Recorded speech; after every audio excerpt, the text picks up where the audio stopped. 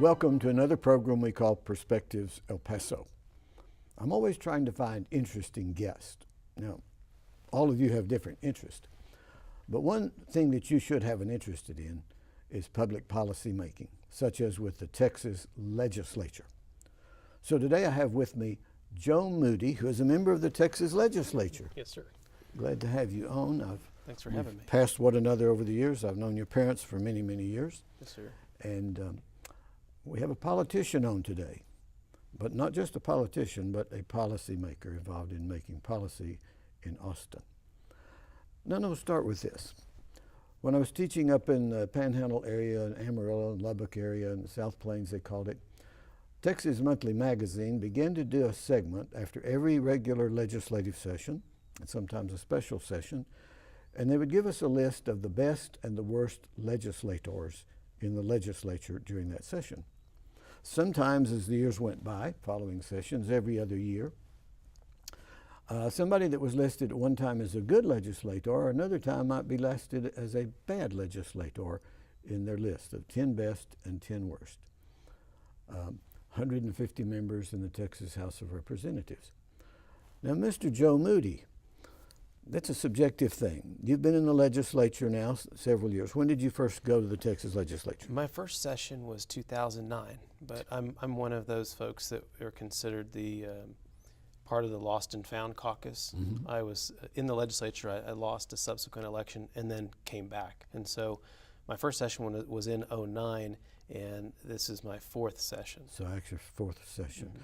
You've been there long enough to see who you consider worst and best. Now, what are the Certainly. reasons? If I were, say, Evan Smith or someone, mm-hmm. editor of the Texas Monthly Magazine, and you have left the legislature and you're on our staff as a journalist, you would tell us what? What made you think that somebody was a good legislator and a bad one? I think that equation may have changed a little bit just because of the dynamics of politics nowadays. Okay. But effectiveness is what it all boils down to. Effectiveness at moving policy, at moving the floor, being thoughtful about not just the inner workings of the House and how we interact with the Senate, but also how we can actually get good legislation to the governor. And to be someone who's not, I guess, who's more of a workhorse, not a show horse. Mm-hmm. I guess that's an old saying that you hear. Right. But it all boils down to effectiveness. I think it's the way I would look at it. Doesn't have a lot to do with trustworthiness and things like that, integrity, that they can take your word when you say you're going to recommend a piece of legislation and get them on your team to try to get it through? Yeah, I don't think there's a way to be effective if you don't command that level of trust and respect among your colleagues. Mm-hmm. That was the one thing I was told when I first got there. If someone asks you where you are on a vote and you tell them yes or you tell them no, it's better to be honest, even if they want you to say yes, or it's better for you to say, they want to hear you say yes. Right.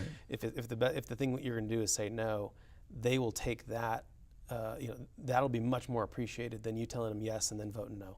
Because mm-hmm. when you're counting votes and trying to get something through, especially in a 140-day session, that type of miscalculation can really hurt. And so, as long as you're honest and upfront about where you are on things, or if you can't commit to something, just let people know that. Does part of it involve which committee or committees you get on as to whether you think you are being effective or not? To some extent. I think that you can be as big or as small as you want to be in the Texas House because, we all have the same ability under the rules to inject ourselves into the policy making when it comes to the floor. Amending a bill, debating a bill, utilizing the House rules to, when you're in the minority party, like I am, sometimes you have to utilize the House rules to slow things down. Maybe we don't want things moving so quickly. Maybe we want to give pause to some legislation or give us an opportunity through some parliamentary processes that'll give us an opportunity to maybe have a meeting, to the side of the floor where we're negotiating something out. Then we can come back. So I don't know that it matters the committees. The committees definitely give you a great wealth of experience in subject matter. Now, your background is in law, right? You Criminal law. I was a prosecutor before I went there. So you sought to get on the criminal justice committee or things like that? Correct. I mean, when you're a freshman legislator, there's not a lot. You're not going to be swinging at some big committees. Mm-hmm. But the policy area of criminal justice is a committee that you can get on. And so I asked to be placed there, given my background. It's called criminal jurisprudence, and so I got on there as a freshman legislator. And I was lucky to have someone like Pete Gallego, who went on to Congress, and he had been in the legislature for 20 years at that point, as my chairman of that committee. And he's from Alpine. Correct, yeah. And so he's always been he was a good mentor of mine. And so I was on that committee my freshman session, and when I came back in 2013, after I skipped the 11 session, Mm-hmm. I went back to that committee and continued to work on that policy.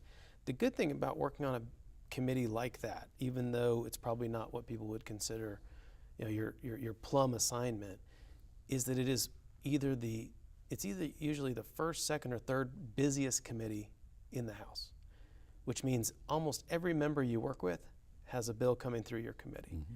It gives you an enormous opportunity to work with people from all walks of life, all the people that are on the floor, different issues going on in Nacogdoches that are going on in Amarillo, that are going on in Corpus Christi, that are going on in El Paso. So, I mean, you get to work with people across the board, and it lets you build those relationships and build the confidence in your work. So when you come to the House floor and you speak on something, there is some credibility to it. Okay. Now, I hope I'm correct in this. I believe I read or saw on the television news that after this last session, you were named one of those top 10 legislators by Texas Monthly Magazine. That's true. Congratulations on that honor. Thank you very much. It was a very rough session, so to get something like that after it was concluded was definitely a nice end to the process. Oh, that's good. That's a good stroke. The most controversial subject you probably introduced in the last several sessions is about marijuana. Mm-hmm. And that makes headlines. That made headlines around the nation. Tell us why you submitted that as a proposed public policy. Sure, and this goes back to after the 2013 session. We go into, like we are right now, we're in what's called the interim. Mm-hmm. So we're not meeting. Right. The speaker's given us homework assignments to go ferret out some policy issues that came up during the last session to get ready to go into the next session. And a lot of the work that we do to lead into the next session is done right now. And part of that process is getting back out in the community, because you've been in Austin for 5 months, getting back out and talking to the people you represent. And back in 2013, I had a constituent of mine from Northeast El Paso call and say, I want to sit down and talk to you about marijuana policy. I know that you're involved in criminal jurisprudence, and I want to talk to you about my thoughts on marijuana policy and where we can go in the state of Texas. Now, if you would have asked me that day that if I was going to be someone that introduced the first decriminalization piece of legislation in Texas, I would have told you you were a little off your rocker. But I walked into that meeting, not skeptical, but I was taking a meeting with a constituent. I was going to gather the information. I didn't feel like, didn't feel like I was going to be moved one way or the other. But this actually is a good point to make to folks out there about how important it is to have those meetings with your elected officials. Right. This young man, a gentleman named Colt DeMorris, sat down, met with me. He's been an outspoken proponent of medical marijuana and also retail market, but also decriminalization. So we sat down, and he had a chart of what other states had done, their political makeup, polling data, all sorts of research. And so every question I had to push back on his thoughts or his ideas, he had an answer for it. And so I walked out of that meeting and I called my chief of staff and I said, hey, you're going to think I'm crazy, but I think we should file this bill. I think we should craft this bill and file this bill. And, being a former prosecutor, being someone that had worked in criminal justice, I think it lends credibility to an issue that otherwise people can push off to the fringe. And that's how I came to the issue, because you look at the efficiencies within the system. You're talking about hundreds of millions of dollars across the state of Texas on low-level possession. We're talking about under an ounce. Yeah. so the lowest class of offense. Well, back during that time, I had a student who had a husband that was sent to prison for 10 years, mandatory minimum sentencing under some of those laws adopted at the federal level, marijuana and all of that. Lots of people ended up going into the prison system. Correct. I did Santa Claus for their group. In fact, just recently, my wife and I did Santa and Mrs. Claus, working with your wife as a photographer at the El Paso Christmas Fair. That's right. So you give my regards to her. She was fun to work with. And so we got involved in that kind of thing and bringing up the issue along with them. FAMM or something, Families Against Mandatory Minimums. Now we have a U.S. Attorney General wants to go back to that and punishing even for lesser offenses.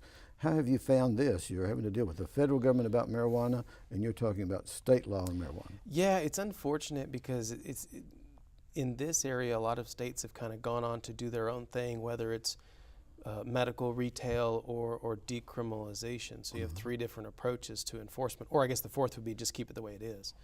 And you know, Attorney General is not inspiring a lot of confidence in states that have moved forward, especially when it comes to medical usage. Well, they're fighting back on that. Yeah, so they're going to fight back on that. Now, when it comes to decriminalization or what I call civil sanction, actually wouldn't run afoul of those federal laws because it would still be illegal. We're just not arresting you for it. We're not creating a criminal record. We're not going to jail you.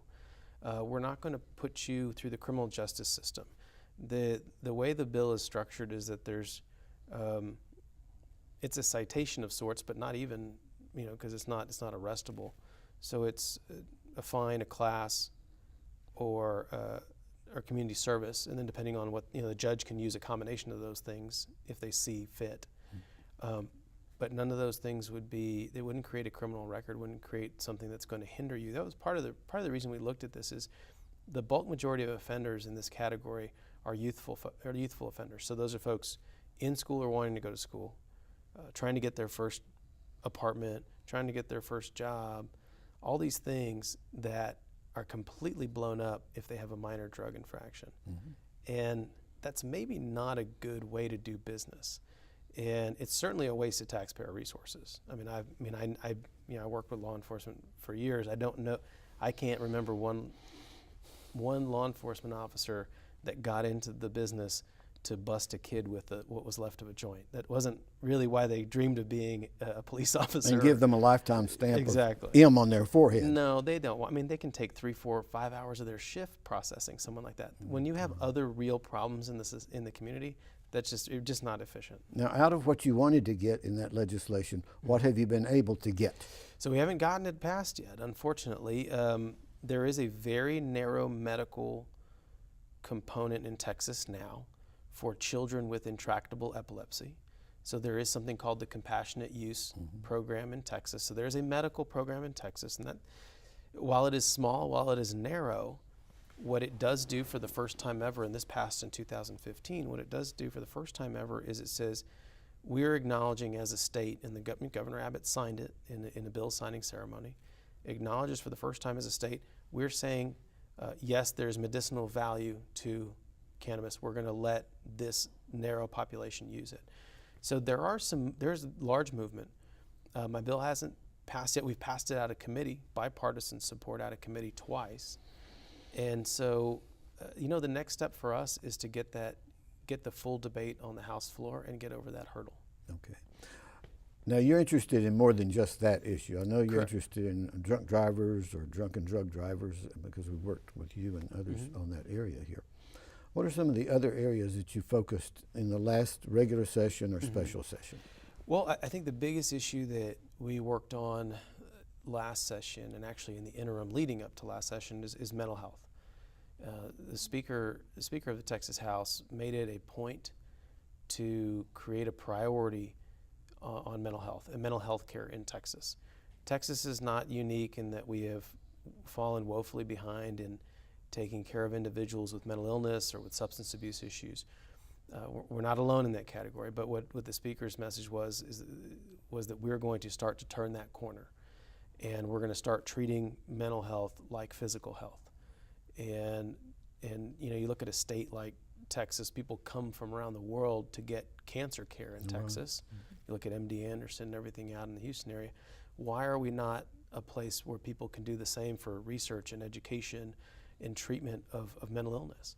This isn't something that we should be afraid of talking about. And much like cancer was back when, where you would speak about it in hushed tones or barely at all, that's very much a problem that we have in terms of mental illness now, are people not wanting to talk about it, bring it out into the open. And so there's a big campaign, social media and elsewhere, it's okay to say. It's okay to reach out. It's okay to go to therapy. It's okay to say you're going to therapy. These are all normal things, because you're just as likely to know someone that has cancer as you are someone that has an issue dealing with mental health or mental illness or substance abuse. That's just facts. And so, Speaker of the House made that a point, made it a priority. And in the last session, we passed some pretty significant legislation to start to change the structure of how we deliver mental health care in the state of Texas.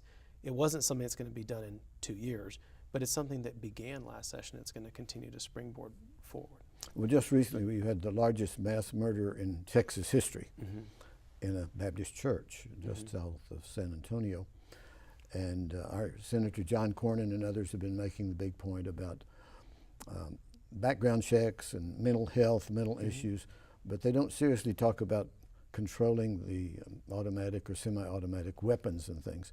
Do you have colleagues that are interested in going deeper into that and seeing what we can do to deal with gun control in the state of Texas? Yeah, I mean, that is a tough topic to broach in the Texas legislature. It's I give you an example. This session, there was a bill to reduce the fee for what we used to call concealed handgun. We now have open carry in Texas, and so it's just called a license to carry. So they were reducing the fee to pay for these. They said, we're going to take, I don't remember the amounts, let's say it was 100, we're taking it down to 40. Oh my gosh. And I offered an amendment to say, I'll lower it to 0 if you prove that you have safe storage at home. I didn't say what safe storage meant, a way to lock the weapon away. Because you hear about the accidental shootings in homes where children will get into people's weapons, and those are tragic. I got 2 young kids at home, and that's absolutely terrifying when I think about that happening to someone's family. So all I said was, I will zero out the fee, but just show me that you have something to safely store it at home, and if you do that, 0 fee. And they allowed zero debate on that topic. They just stared at you. They shot it down. I mean, for lack of a better term, or things like an idea that myself and Senator Rodriguez locally had here were what we called lethal violence protective orders. So you look at a situation like you had there in Sutherland Springs. This is someone that was exhibiting some very violent tendencies. He should have already not been able to acquire weapons, but there was a mistake in the reporting. Now I think Senator Cornyn's trying to correct that, but. What about people that are exhibiting those things, exhibiting those signs? Can we issue a protective order on them when they're a danger to themselves or others? And it would prohibit them from purchasing a weapon, almost like a cooling off period. Prohibit them from purchasing weapons for that period of time. A protective order of that kind. We called it a lethal violence protective order. We took the same construct we use in other protective orders for family violence or for assault or anything like that. And so we tried to attach it to this situation, and boy, we couldn't muster the votes to even get that out of committee. So even small movements in and around that become very touchy in Texas. Another touchy one is abortion and restrictions on abortion, a woman's right to choose. That once again become a hot topic. It's been going on for years in the Texas legislature. It always is. I mean, you've got someone in the legislature that wanted to make it capital murder for a woman to obtain a legal abortion. I mean, it's blatantly unconstitutional. Blatantly unconstitutional. But those are the types of things people push, or criminalizing, criminalizing certain constitutionally protected procedures. But you've seen what happened. The legislature, they have the votes to pass whatever they want, whether it's unconstitutional or not. Yeah, the Republicans are the majority. Yeah, but every time those things go up to the courts, they're batted back down. I mean, it took a while, but if you remember, Senator Wendy Davis and her filibuster in 2013, that what I heard recently is going to it'd be a subject of a film starring Sandra Bullock, is what I heard. But we'll see what that turns out like. But even that whole debate, that bill passed, it went on, and then a few years later they shot it down and said this is unconstitutional. You can't do this. So my hope is that what we would start to focus on is investing in family planning and making sure that people have accurate, medically accurate sex education. I mean, these are the types of things that you can do to prevent unwanted pregnancies. These are the types of things that you can do on the front end, education. These are all good things. But ultimately, there's a constitutionally protected right, and legislating around that is very difficult. And for some people in the Texas legislature, they do not care if they're flying in the face of constitutional law. They're going to try and pass their bills anyway. And it really is an enormous waste when you think about it. I mean, how many hours and hours and hours and hours we spend on something that ultimately a court's going to say, no, of course you can't do that. Mm-hmm. So we need to start focusing on other issues. Well, in some cases, those legislators are playing to their constituents that are in very, very conservative, very religious places in the state of Texas. And I don't begrudge them I really don't. I don't begrudge someone their religious principles. That is their business. I hope that they live those their beliefs to the fullest. I try to within my own faith. But there's a difference between you doing it and then you mandating it through legislation on other people that may not share your faith. And so that's the dividing line we have to think about. I'm okay with you having that belief set. That's fine. It's not going to bother me one bit. But there's a difference between that and then moving that through legislation. And so there's a clear line that we can't cross there. Okay, our time's going pretty fast. The only thing that I sent out in the way of correspondence to you and other legislators in this last session was about school vouchers, because I oppose school vouchers because I believe we should spend state money on state-operated schools rather than transferring some of that over to religious schools, even though I had some children that went to a private religious school at one point here in El Paso. I still believe public money should be used for public schools. How did you deal with that in the legislature this session? Well, and your position is consistent with the Texas Constitution, which says that we have to provide public education, a free public education for all the kids in this state. And it has to be, and it's been the subject of litigation for years. It is no secret that we are not doing well by our schools, our community schools, our neighborhood schools. We are starving them out. We're forcing our local districts to continue to raise property taxes to cover that gap because the state shirks its responsibility. And so to siphon any of that money off is, to me, it's a non-starter. Okay. And we've had votes on the House floor multiple times in the last 3 years on the issue of school vouchers, and it's not a partisan issue. It's a bipartisan support to make sure that we take care of our neighborhood public schools first and foremost. Talking about neighborhoods, let's give you a chance to list your telephone number or your website or whatever for people that want to get in touch with you. I know that you have a very strange district because you have the mountain in the middle of it. You have Northeast, where you have an office on Trans Mountain Drive, and then you have the other side of the mountain. So give us some information for contact purposes. Sure, no, and I appreciate that. It's one of those interesting districts that's been the subject of gerrymandering litigation. So right. Actually, Justice Sotomayor referenced this district in the last redistricting case that went to the Supreme Court. So it's an oddly drawn district, but I always think that people know best when we talk about where the high schools are situated. So to give you an idea, the high schools covered in the district are Anthony, Canutillo, Franklin, Andress, and Parkland. So you've got the far northwest and the far northeast, and when it comes down into the Mountain Park area as well. But like you mentioned, the district office we have is on Trans Mountain. It's on Woodrow Bean and Dyer on the corner right next to the Valero station. So stop in there. Amy Hernandez is my district director, and the number there is 751-2700. And email is joe.moody@house.texas.gov. So any of those ways you can communicate with us, and I live and work on the west side. The state office is in the northeast. So if you need to meet with me or talk with me, there's all sorts of opportunities we can sit down. And you do not have a split personality. Depends who you ask, probably. Okay. Any last words? What would you say to young people that are thinking about, a lot of people are turned off by politics now because it's so mean-spirited. Mm-hmm. Your last words for our audience about this. The only way to turn that around is to get involved. I was elected at 27 years of age, and I was probably the most surprised that I got involved at that young of an age. Mm-hmm. But if you don't do that, then you can't affect the change that you want to get to. So if you want to bring positivity and you want to bring bring a light to a system that I think has become pretty dark recently, then you have to get involved, get engaged. Doesn't mean you have to run for office, but work on a campaign, work on policy, go into work for at staff level at the city, at the county, at the state or the federal side. There's internships all over the place to get your foot in the door. That's what I did. I volunteered for a campaign back in 2000. That's how I started in this whole process, just as a volunteer. So. Well, here we are in the middle of November of 2017, and then Mm-hmm. there have been some special elections just lately. Mm-hmm.